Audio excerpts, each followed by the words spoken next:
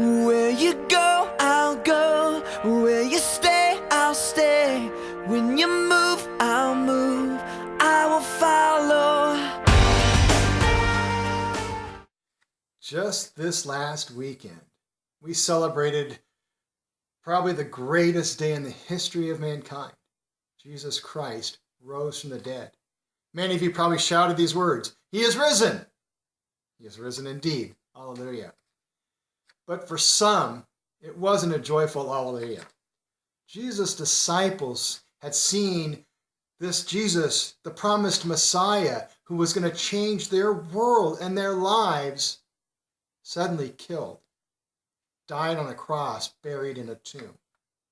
And they had heard rumors that he'd risen from the dead, but they doubted those words from the women. They doubted that this could happen. And those doubts turned to fear. They locked themselves into a room. They doubted Jesus' words. They doubted their future. They doubted their very lives. Jesus came and met them in the midst of where they were, behind those locked doors. How many of you have at times locked yourselves behind doors, figuratively or really? Jesus met them and said, "Peace be with you." In fact, he has no intentions of letting us live in doubts and fears. In the Bible, one of the most beautiful and encouraging commands is, do not be afraid, mentioned 149 times.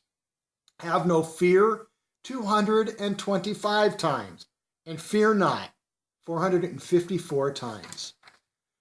Jesus met them in their fears and their doubts, bringing them back into a relationship of peace and love. That's how God intends us to live. But one of them wasn't there, Thomas. He doubted. He says, "I will not believe." We're going to talk this weekend on how Jesus met Thomas where he was, how he helped him get over his doubts, pointed him back to Christ. We'll see you this weekend. Where you go, I'll go.